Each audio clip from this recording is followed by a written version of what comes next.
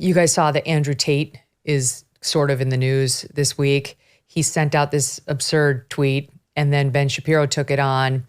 And I almost never cover this person. I generally try to stay away from covering cretins like this. I have zero interest to even have his name come out of my mouth.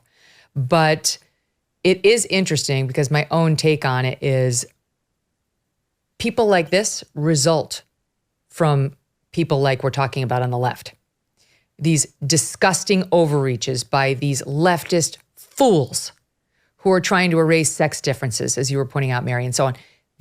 They've led to the backlash, which I don't support in this way, of people like Andrew Tate, who is accused of sex trafficking women and is all over, on tape admitting to treating women like absolute pigs. And I worry about it because that strain is rising. It's rising. It's not to be confused with the Jordan Petersons of the world, who are amazing and intellectual and everyone should be listening to. He's got so many fascinating, important things to say. This is a different strain. Anyway, I wanted to get into it because I did find it interesting, Ben's response. To get folks up to speed, here was the tweet. Forgive me for reading an Andrew Tate tweet. As I say, I almost never do this. He writes the following. Dear white men, you're fucked. You're being replaced because none of you have children. Even those of you bitching about the replacement online, like little girls, don't find the gumption to F. I see white men bragging about having 5 kids as if it's an achievement. LOL. 5? LOL. Per year, right? Oh, all you white boys lost control of your women. YOU''RE. Hello, Andrew. A little schooling would help. And now they won't accept multiple wives anymore.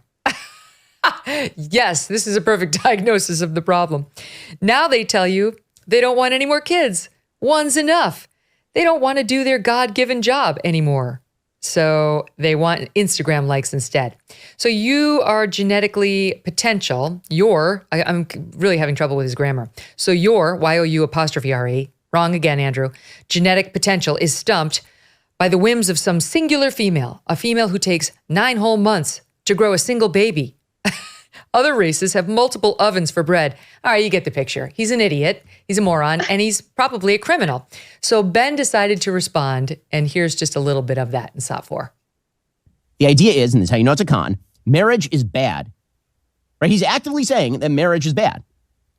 Because if you're a person who has 5 kids, LOL. Now, Andrew Tate himself claims that he has double-digit kids. We've never met any of those kids. We don't know exactly who the moms are. Maybe it's like a girlfriend in Canada. We don't actually know. But for those of us who do have, say, 4 kids. I have 4 kids. I've been married for 15 years. If you have 4 kids, double the replacement rate, you are, in fact, doing your societal job. And you should be doing that. But that can only exist functional children who are going to propagate good values, require a father in the home. See, here's the thing. If you knock up a bunch of ladies and you leave, you have created a generation of young men who are incapable of raising themselves. Because married Andrew Tate is arguing you should have at least 30 children and not be a father to any of them because it's all about spreading, I guess, your white man seed. I'm not exactly sure of the argument. Look, there is an ugly strain of guys who believe in this crap. And this guy's hugely popular. I mean, he's hugely popular. That's why Ben's responding to him. He's got like 9 million followers on Twitter, Instagram, and so on. So what do you make of his influence? It's unbelievable to me. Well, I mean, obviously he's promoting polygamy, but tell me, how is that any different from the leftists who talk about polyamory and they promote being in a polycule with a bunch of other fat people with colored hair, spreading STDs and writing think pieces about it? How is that in the New York Times this really week. any Ridiculous different piece. on a substantive level? But I read that post through and it struck a nerve. I mean, I don't know how serious he was trying to be with that post, but clearly it struck a nerve. And As a Catholic, obviously, I disagree with the part about polygamy and all of this degeneracy that he is pushing. But any effective, compelling lie, it has a little seed, no pun intended, of truth in it, which starts with women in the West are kind of out of control. They're kind of crazy. They're all on birth control. They're all feminists, or at the very least have some strain of feminism that they have been raised in unquestioningly. And yeah, the birth rates are low in the West. That is a huge problem that needs to be addressed.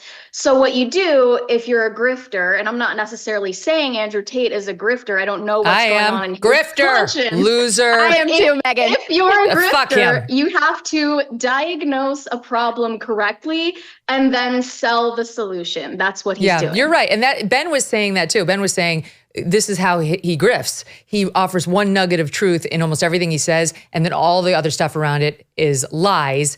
Go ahead, Alex, because there's more I could show you of Andrew Tate. I mean, if you Google Andrew Tate and look at any compilation of videos about him, your stomach will turn. You will throw up in your mouth. It's sad that this person has as much influence as he does, but go ahead. Well, it's also sad that so many people in the conservative movement are completely duped by him and still want to platform him and like defend him. I, for the life of me, cannot understand that. This is a prime example of the problems with red pill ideology. It really is rotting men's brains. Most of this, I think it is staying on Twitter, but you have to understand it is seeping out into the conservative, regular dating pool. I am having to explain this, what this actually means and what it is to people in my everyday life so frequently because it's confusing. You're using a term like red pill. Well, a year ago, the term red pill, that was a good thing. It was like, oh, that means you become conservative. But now it has a double meaning. And it has to do with how jaded you are about women in relationships. And it's this entire ideology surrounding like women in culture that is so sick. It's just like the pendulum swung. And this is the male alternative to feminism, essentially, but for men. And Andrew Tate is encouraging men to impregnate as many random women as you possibly can, because exactly what Mary was saying, what he's saying is true, that Western civilization and particularly white people, that is true. We are being replaced. There is truth to this because the birth rate is a terrifying problem. So you trick these people they just don't understand the nuance of what these weird right-wing subcultures are into thinking like, well, this guy, he's saying true things. We aren't having enough kids. Okay, well, what do you think will happen to Gen Z and Gen A in their elderly age, if we don't turn this around and have tons of kids themselves? They're screwed. Absolutely no one to take care of them. So yeah, the birth rate is a problem. So that's Andrew's great solution. Screw a bunch of chicks, which sounds fun to a 19-year-old kid, get them all pregnant so we can fix the birth rate problem. Now you have an excuse to sleep with tons of girls. And guess what? It's for a moral good. It's for a moral good. That's what Andrew is telling them. And how well does it work out when we have all these fatherless children running around? Right? Okay, go visit the south side of Chicago if you want to know the answer to that. Are you passionate about protecting civil liberties like free speech? Well, I've got something special for you. You could consider opening a Donors Trust charitable giving account, a donor-advised fund designed specifically with your values in mind.